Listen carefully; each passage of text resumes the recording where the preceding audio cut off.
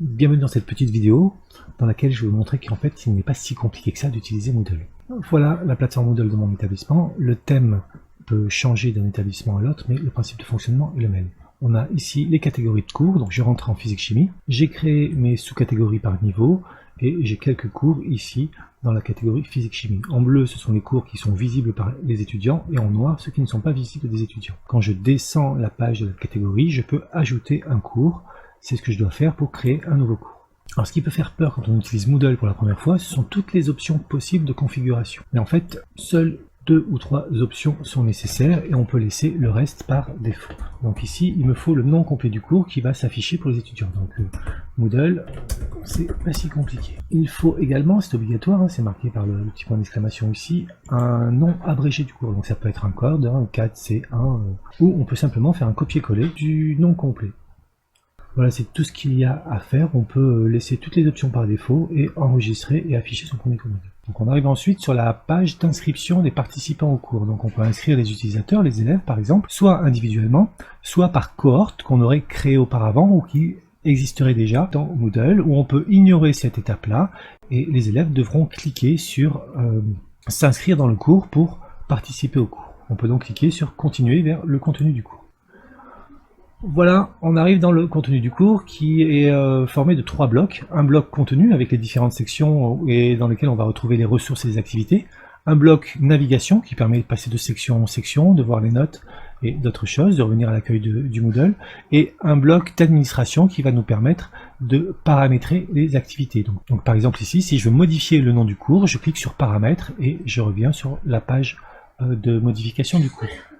Ici, tout ceci est plutôt figé, donc il faut que je clique sur le bouton « Activer le mode édition » pour avoir de nouvelles fonctionnalités. Des petits boutons apparaissent qui vont me permettre de modifier le contenu du cours et d'ajouter des activités et des ressources. Je vais d'abord déplacer ici ce bloc pour avoir un contenu du cours un peu plus grand et avoir moins de blocs. Je le mets en bas ici. Voilà. Et donc j'ai ma navigation qui est passée en bas et mon bloc de contenu du cours qui est un petit peu plus grand. Intéressons-nous au contenu du cours. Donc il y a 3 sections, section 1, section 2. Il y a un forum d'annonces ici qui permet aux profs de faire des annonces qu'on peut laisser ou qu'on peut cacher ou que l'on peut supprimer. Donc ce principe-là est valable pour toutes les activités et ressources Moodle. On peut modifier et entrer dans le module ou on peut cacher ou on peut supprimer. Donc ici, j'ai donc mes 3 sections, section 1, section 2, section 3, que je peux renommer tout simplement en cliquant sur le petit bouton grand 1, les ressources. Je fais la même chose pour le grand 2, les activités.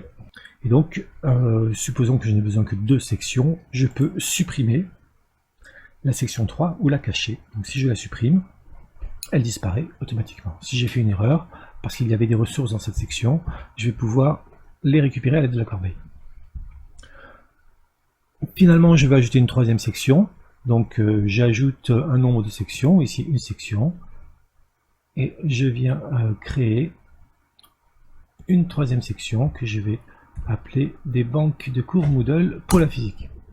Donc, on va voir maintenant comment ajouter une activité ou une ressource. Donc, on va cliquer ici sur ajouter une activité ou une ressource. Et on va se placer dans la section dans laquelle on veut l'ajouter. Donc, je clique, un menu arrive avec toutes les activités et ressources que propose Moodle. On va s'intéresser tout d'abord aux ressources. Les ressources sont des éléments pour soutenir l'apprentissage, tels que des fichiers, des liens, des vidéos, etc. Alors que les activités vont permettre à l'élève d'interagir avec Moodle en déposant des documents, en répondant à des questions, etc. Donc différents types de ressources, je vais en présenter quelques-unes. La ressource page, c'est donc un module qui permet de créer une page web à l'aide de l'éditeur de texte. J'ajoute la page, et là aussi il y a beaucoup d'options, mais toutes ne sont pas nécessaires. Il nous faut un nom, un titre, le bilan 1.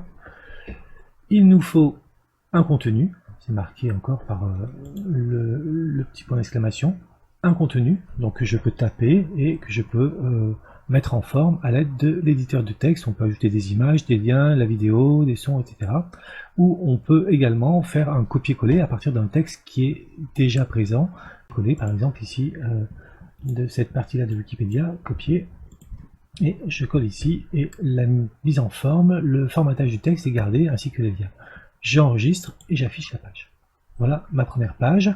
Je reviens aux ressources Moodle. Voilà ma page qui s'affiche comme ceci, donc l'élève pourra cliquer ici pour voir le contenu de la page. Deuxième ressource qu'on va regarder, c'est la ressource URL. Donc c'est donc un lien vers un fichier externe, une page web, une vidéo, une image. Ici, la même chose, beaucoup d'options, mais toutes ne sont pas nécessaires à configurer. Donc il faut un nom, donc je mets URL, je mets lien vidéo par exemple. Il me faut le lien, donc je vais sur YouTube, je récupère le lien de partage, et je viens le coller ici. Et donc, on enregistre et on revient au cours. Voilà, et lorsque l'élève clique sur le lien, il part directement sur la vidéo YouTube. Voilà. Troisième ressource à laquelle on va s'intéresser, c'est la ressource fichier. Donc, on va ajouter un fichier qui peut être une image, une vidéo, un son, un document texte, un PDF, un diaporama. Plusieurs types de fichiers sont possibles. Donc là encore quelques options à remplir, donc un nom de fichier. Et ici une zone de sélection de fichiers. Donc on peut bien entendu déposer un fichier par glisser-déposer à partir de l'ordinateur, ou utiliser les options possibles ici qui vont nous permettre d'ajouter un fichier à partir de Wikimedia. Donc on peut faire une recherche, par exemple sur Newton, on cherche et on a un fichier libre de droit que l'on peut ajouter. On peut choisir parmi les fichiers disponibles dans le cours ou dans les autres cours Moodle. Par exemple, ici je pourrais ajouter un fichier PDF. Je peux bien évidemment déposer un fichier à partir de mon ordinateur et d'autres options sont disponibles. Je vais reprendre mon image sur Wikipédia, je la sélectionne et elle apparaît ici. Je peux la supprimer en cliquant dessus et en supprimant le fichier. Et j'enregistre et je reviens en cours, et donc là aussi la ressource va apparaître dans la section, et lorsque l'élève clique sur le fichier, celui-ci apparaît. Une autre possibilité, c'est de faire un glisser-déposer de plusieurs fichiers directement dans la section. Donc je choisis mes fichiers, je les fais glisser et se déposer dans la section Moodle, et lorsque Moodle détecte une image, il me demande si je veux ajouter l'image directement dans la section ou si je veux l'ajouter en fichier ressources. Je vais les ajouter en fichier ressources, ça c'est celle-ci que je vais déposer. Et voilà, donc tous les fichiers, différents types de fichiers, et la dernière image qui s'affiche à l'intérieur. Donc voilà pour les ressources, il en existe d'autres, mais on va pas faire tout le tour. Fonctionnalité intéressante, c'est qu'on peut réorganiser les ressources un petit peu comme on veut. On peut mettre la vidéo en premier, la page, le fichier, on peut mettre l'image Moodle ici tout en haut.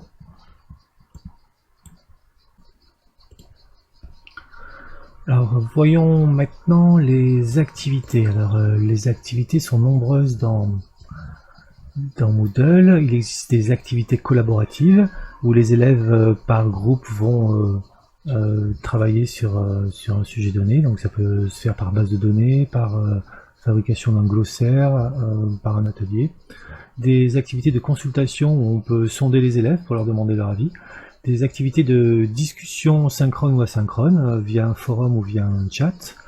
Et des activités évaluatives telles que la leçon, le devoir ou le test. Je vais vous montrer deux activités ici, le dépôt de devoir et le test. Je vais commencer par le dépôt de devoir. Donc les élèves peuvent déposer des documents ou répondre directement en ligne. Donc j'ajoute le devoir. Alors là aussi il faut nommer l'activité, donc c'est un devoir. On peut ajouter des fichiers à destination des élèves et on a pas mal d'options qu'il faut parfois régler. On peut spécifier les dates de remise, on peut indiquer le nombre de fichiers que l'élève peut remettre. On peut choisir le type de feedback. Moodle permet de faire des commentaires sur le devoir, d'annoter des PDF directement ou d'autres fichiers par conversion. On peut déposer un fichier de correction directement. On peut télécharger tous les devoirs d'une classe d'un coup et les corriger avec un outil externe et les redéposer en une seule fois. On peut choisir le type de note, on peut spécifier la note, etc. J'enregistre et je reviens en cours. Et voilà donc mon devoir qui apparaît. Alors, l'élève, lorsqu'il va sur devoir, lui va avoir une interface qui va lui permettre de déposer son ou ses fichiers, il modifie son travail en fonction des options choisies pour le devoir. Alors voyons maintenant l'activité test qui permet donc de poser des questions, d'évaluer. Je mets un nom pour le test. On va voir quelques options du test. Donc on peut limiter le test dans le temps, hein, limiter la durée du test. On peut fixer le nombre de tentatives du test. On peut fixer la méthode d'évaluation, c'est-à-dire est-ce qu'on prend la moyenne, la note la plus haute, c'est la première ou la dernière tentative. On peut fixer une note de passage, c'est-à-dire une note à laquelle on va se référer pour permettre une nouvelle activité par exemple. Une autre option très intéressante dans Moodle, c'est la possibilité de restreindre l'accès à une activité ou une ressource, puisque cette option est disponible sur toutes les ressources et toutes les activités Moodle. Donc ça permet d'ajouter une restriction, c'est-à-dire que le test, par exemple ici, ne sera accessible que lorsque l'élève, par exemple, a achevé une activité ou a accédé à une ressource. Donc ça peut être la vidéo ou ça aurait pu être un autre test ou autre chose. On peut ajouter d'autres types de restrictions, par exemple basées sur le profil de l'utilisateur. On peut utiliser des groupes dans Moodle et faire un test pour un groupe et un test pour un autre groupe. Et voilà, je supprime et j'enregistre et j'affiche. Donc on va maintenant modifier le test pour pouvoir ajouter des questions. Alors on peut ajouter une question d'une banque de questions si on en a une, et une autre fonctionnalité qui est intéressante, c'est-à-dire on peut ajouter une question aléatoire de la banque de questions, et à ce moment-là, lorsque l'élève refait plusieurs fois le test, les questions vont être différentes, et d'un élève à l'autre, les questions seront également différentes. Ajoutons une question pour voir les différents types de questions. Donc il y a un nombre assez important de types de questions, un appariement, des choix multiples, des questions de calcul, des questions de composition où l'élève tape du texte, du glisser-déposer, etc., etc. Donc on va ajouter une question type choix multiple. Donc de la même manière, il faut ajouter un nom pour la question, ça permet aussi de la retrouver dans la banque. Voilà, on écrit le texte de la question. Ensuite ici on peut écrire du texte qui est plus ou moins long, et on choisit réponse 1. Et on donne le nombre de points, donc c'est toujours en pourcentage. Donc s'il n'y a qu'une seule réponse, on met 100%, et s'il y a 2 réponses correctes, on va mettre 50%, s'il y a 3 réponses correctes, on met 30%, etc. etc. Réponse 2, et vous voyez, on peut même personnaliser le feedback pour chaque réponse. Et j'enregistre. J'ai donc ma première question. Je vais revenir sur le cours Moodle. On peut donc prévisualiser le test. Cliquons sur faire le test, on démarre la tentative et on voit s'afficher la question, la réponse, la vérification pour avoir le feedback, le chronomètre. Je reviens sur Moodle. Je vais quitter le mode édition. Et vous voyez ici des petites cases. Ça permet aux élèves qui ont également ces petites cases de cocher les activités qui sont faites et de faire leur propre suivi. On termine avec des banques de cours Moodle. Certains collègues partagent leurs cours. Moodle permet de sauvegarder, et donc de mettre à disposition des cours, puis de restaurer un cours. Au moins un collègue sur l'Académie de Strasbourg et un collègue sur l'Académie de Versailles partagent des cours et des tests Moodle niveau lycée. Moi je propose une banque de 4 à 500 questions niveau collège qui sont utilisables dans les tests Moodle. Voilà pour aujourd'hui sur Moodle. Donc voilà, pour conclure, eh bien, vous voyez, un Moodle c'est pas si compliqué que ça. C'est très riche quand on rentre dans les différentes options, c'est très puissant, mais pour une utilisation basique, ça reste abordable. Merci d'avoir écouté.